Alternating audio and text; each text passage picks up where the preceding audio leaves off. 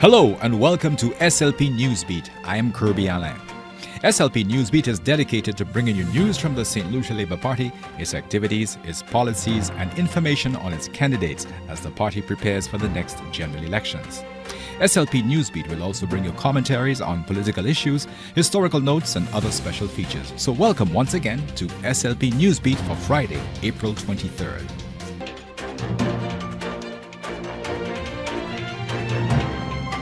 And now the headlines. SLP opposition senators respond to the government's 2021-2022 budget statement. Senator Gideon Ferdinand says that the government's approach to education was not in keeping with the country's needs. Senator Lisa Jawah questions the relevance of the budget to the ordinary people in the country. And Vieux-Fort North MP Moses Jabati accuses the Prime Minister of failing in his handling of the COVID-19 pandemic. And now the details. Senator Gideon Ferdinand says the government's policies on e-learning in schools are unacceptable. During his Senate presentation on the government's budget statement on 20th April, he said that the government's approach to the education was not in keeping with what the country needed. Mr. President, allow me now to move on to an area that is very close and very important. I've always mentioned in this Honorable House. Very important to me. Because it is a sector in which I worked all my life, and that is education. It is fair to say, Madam President, that education is the great equalizer. It narrows the gap between the haves and the have-nots. It allows some of us to be able to find our place in all the various strata of society. And so, in a developing country like St. Lucia, we would expect that education and human resource development has to be at the forefront of any government's development, a national development agenda. It has to be. Because I've said repeatedly that the number one resource we have in this country is our human resource. And so, Madam President, in a COVID era, you would expect, and it is very, very clear, that the idea of e-learning is even more critical than it used to be. It has become not just a choice, but an obligation. It's a must. We have no choice. Students returned to school yesterday for the third term, and they continue with their rotation, and the challenges continue with our teachers, our parents, and other stakeholders of education. So in a 2020-21 budget, you, as an educator, as a parent, as a teacher, as a student, would look to hear and pay attention to pronouncements that will address the challenges that we face in our schools.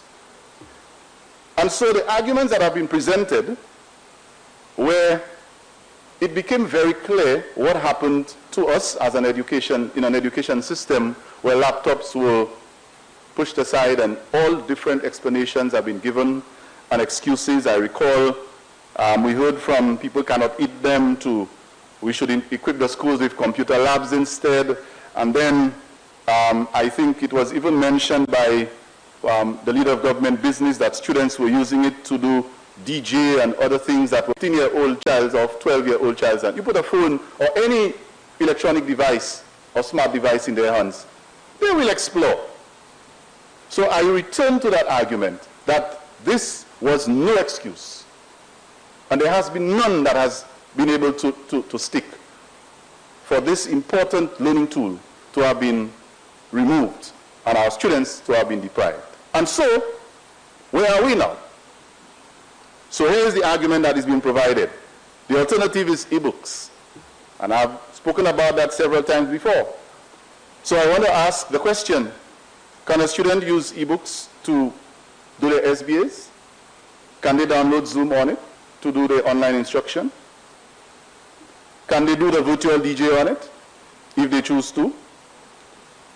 Can they, now the IT program in information technology has a programming component. Can they even access that on e-books?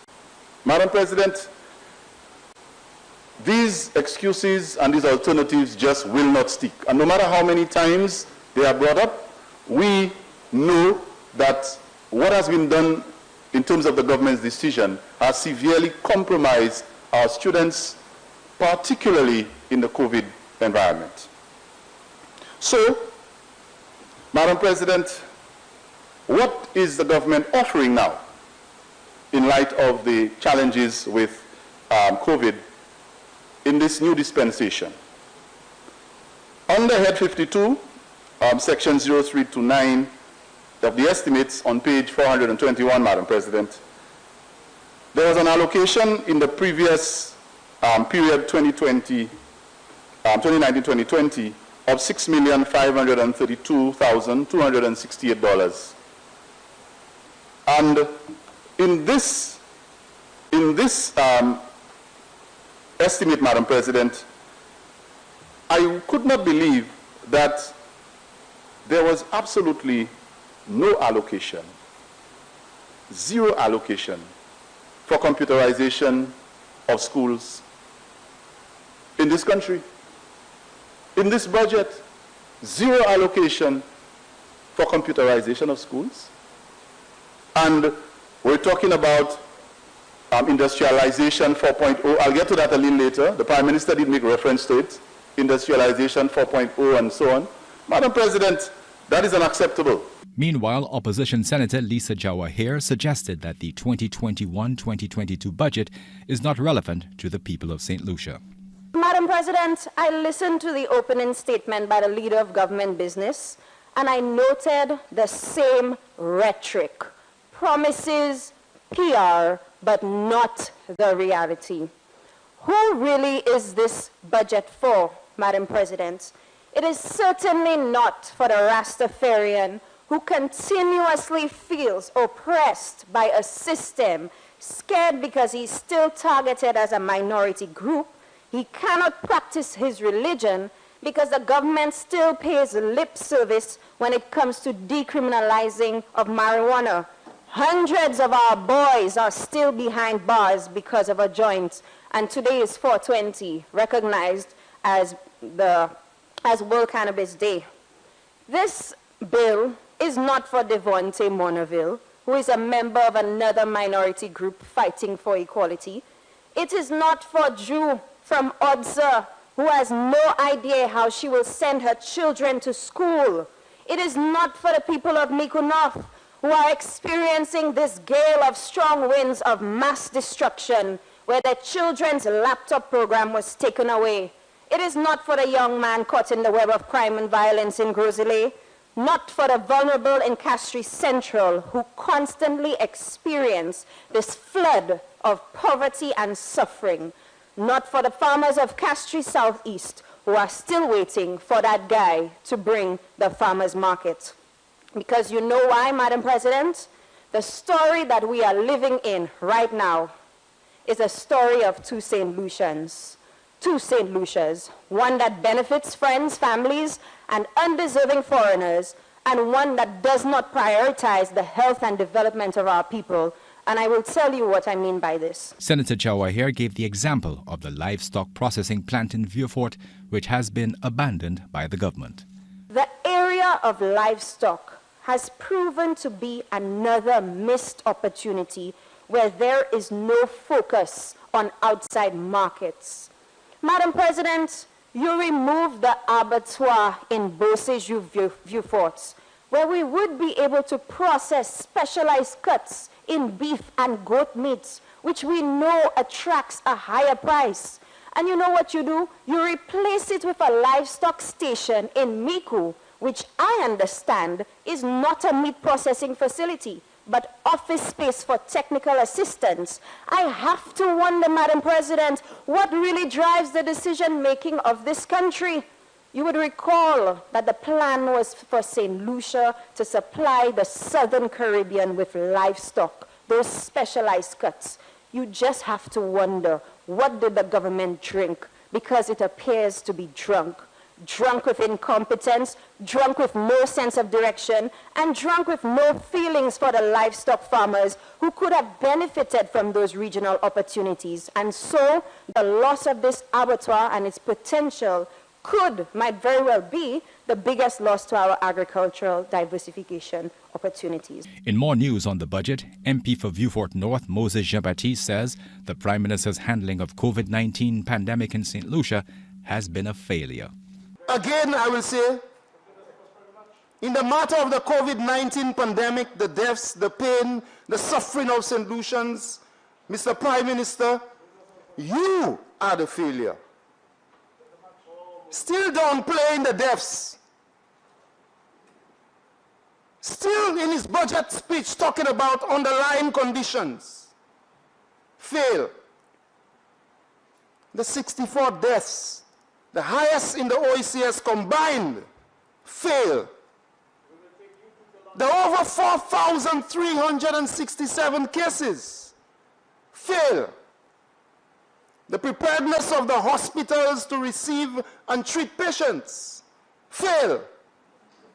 The critical equipment and supplies at crucial times, like the oxygen and all of the debate about the oxygen, fail. The protocols and decisions regarding borders, which saw the introduction of the new UK variant, which up to now, the people of St. Lucia have not been given a full account of the impact of this new UK variant. Fail. Inadequate staff to monitor, mobilize, and educate at the community level. So much so, Mr. Speaker, that the St. Lucia Medical and Dental Association had to write to the Prime Minister with their concerns. In that regard, and the actions of the Prime Minister fail. Mr. Speaker, this Prime Minister was not focused on the lives of St. Lucians. In commentary today, George Goddard analyzes the issue of the non-completion of the St. Jude Hospital reconstruction project. The debate about the non-completion of the St. Jude Hospital flares up again. Not surprising, but what does surprise is that every time this issue bubbles to the surface, the commentaries by some feigning objectivity must have appended to them a statement about the failure of 3 successive administrations to complete it. Of course, the recent refusal of the Chastney administration to allow the people's elected representatives to visit the site by reason of deliberately obstructive and disingenuous conditionalities have sparked the debate again. And some have dutifully spun the same story, amounting to a plague on both houses. Everybody is to blame. What this approach to the issue does is to unwittingly or perhaps deliberately gloss over or avoid certain significant and pertinent facts. 1, that the project, which was initiated by the UWP King administration, did not have any dedicated financial resources. 2, that the Kenny Anthony government of the St. Lucia Labour Party secured such finances, which by the end of their term in 2016 ensured that St. Jude's was 80 to 90% complete. 3, that the Alan Chastney Guy Joseph government stopped the project for some 3 years almost, claiming issues of design and construction that were not borne out by the handover report or by their own $1 million technical audit, both of which have remained officially hidden from Parliament and the people. 4, that despite the considered advice of medical, engineering, and architectural experts, the project has been abandoned while they have now elected to build a grade 4 hospital. 5, that all of this has happened under the directorship of a minister who is engineer, architect, health expert, economist, everything, and who belittles and attacks the real professionals. All of this critical knowledge is being suppressed by design in order to vegle the electorate into the acceptance of the flambeau's truth. After all, the truth is what they have decided it is. And why have they engaged in this elaborate spinning of the facts and this conspiracy to inveigle us into acceptance? One can only speculate that the reasons are the same as for the cancelling of the PPP arrangement for the Huanora Airport and its replacement with a $500 million loan for its financing. The same as similar actions regarding other projects, such as the VA4 Administrative Center. Is it so that some freshly minted companies can benefit directly from lucrative contracts? Is it so that, in addition to the self-enrichment of some, the political war chest of the United Workers' Party can be furnished? Are we doomed to suffer this indefinitely while the regime of their apologists arrogantly flaunt their newfound wealth in our faces? One thing is sure, the clock never stops ticking. Tantôt, tantôt. Commentary today was by George Gordon. You're listening to SLP Newsbeat, a program of news from the St. Lucia Labour Party. In our Lest We Forget feature, today, Chasney's ratty COVID-19 brainwave. Does anyone remember that left to Prime Minister Alan Chasney, our COVID-19 response would resemble the treatment of lepers in the Dark Ages? Lest we forget, Chasney emerged from hesitation by his government in the early days of the pandemic in late February with the bizarre suggestion that Rat Island, just off Shock, should be the place of quarantine and isolation for COVID-19 patients. Rat Island served as a quarantine and isolation zone for epidemics in the 1800s. Later use as a normal residential area was abandoned, allowing the island to exist as a peaceful marine reserve. At the time of Chasney's ridiculous recommendation, the only physical structure on Rat Island at the time was a tumble-down skeleton of a building, no utilities, and no formal transportation for making the crossing. Did Mr. Chasney intend to build a causeway to Rat Island to facilitate isolation of COVID-19 patients, or did the pandemic present an opportunity to use scarce state resources to prepare Rat Island for commercial business for the immediate benefit of family, friends, and foreigners? That pattern of behavior has been well established under the Chasney government, and St. Lucians who value their national assets had every right to be concerned about Chasney's Rat Island recommendation. To be fair, it must be mentioned that the Chasney believers thought it was a brilliant idea or just a suggestion until professional and other reasonable minds cautioned against it. The Medical and Dental Association observed an urgent need for a coordinated, collaborative approach to prevent a health and economic disaster, the likes of which we have not seen in our lifetime. Medical professionals such as Dr. Stephen King appealed to reason and suggested that the Chasney government hasten the full transition to the OKEU hospital, an issue on which it had campaigned in opposition, but had up to that time, 4 years later, failed to deliver. Somehow reason seemed to have prevailed. Hotels, emptied by the disappearance of tourists due to COVID-19, were leased as quarantine stations. The OKEU hospital was miraculously opened within 1 week, and the aging dame of St. Lucian Healthcare, Victoria Hospital, was converted into a respiratory facility. Perhaps a Pied Piper may have led Alan Chasney away from his rodent thoughts, and so Rat Island peacefully continues its role as a marine reserve, as waves gently lap its tiny sandy beach facing the domicile of Alan Chasney's father on the mainland. You're listening to SLP Newsbeat, a program of news from the St. Lucia Labour Party. This is our third edition. Elections in St. Lucia are constitutionally due anytime now. But are you, the voter, ready to exercise your right to vote? Here is an election tip from the Electoral Department. The SLP on Thursday issued a statement concerning the appearance of persons claiming to be canvassers for the party. Here is Mondi Lewis, the SLP Communications Officer.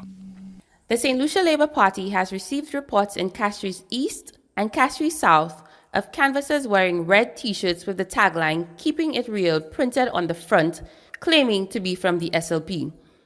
We would like to make it clear that these branded persons do not represent the St. Lucia Labour Party and call on them to stop the misrepresentation. We call on the public to be vigilant as these persons masquerade in constituencies to create confusion and distractions. St. Lucians are ready to let their voices be heard and will not fall for these cheap tricks. June 6, 2021 will be 5 years since the last general elections were held. St. Lucians are increasingly asking that the elections are called. It is time to vote and put the people first. Our final feature today is in the world of arts, but it's on a sad note. One of St. Lucia's famous drummers and dancers, Anthony Jabati, passed away earlier this month. The poet, John Robert Lee, pays tribute. I have known Anthony Jabati, I suspect since he was about 15. In the mid-70s, I led a theatre group called the New Day Theatre Workshop. And Michael, Francis, Eichel, and Carlton Ishmael worked with me. They did dance, I did the drama part. I remember one evening they brought in this young boy. He must have been about 15 or so, I'm guessing. It was Cocky. They introduced me to him and said he was a bright talent, and they were very enthusiastic about him. And he became part of my group. And over the years then, I've always known Cocky, probably traveled with him to Carifest to various places. Always a very enthusiastic young man, certainly totally dedicated to his drumming and his dancing.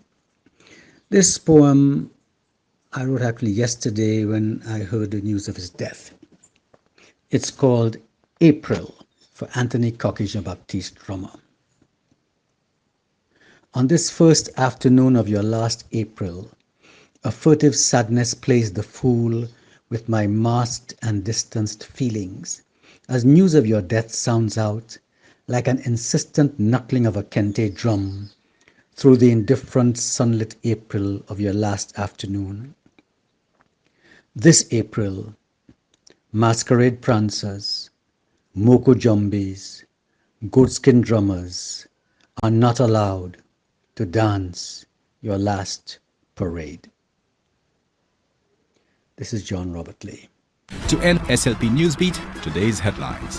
SLP Vieux-Fort North MP Moses Jabati accuses Prime Minister Alan Chasney of failure in his handling of the COVID-19 pandemic. Senator Lisa Jawah says the budget is not relevant to the people of St. Lucia. And the leader of opposition business, Senator Gideon Ferdinand, declares that the government's approach to education is not in keeping with the country's needs. Thank you for listening, and join us again for our next edition of SLP Newsbeat. I'm Kirby Allen.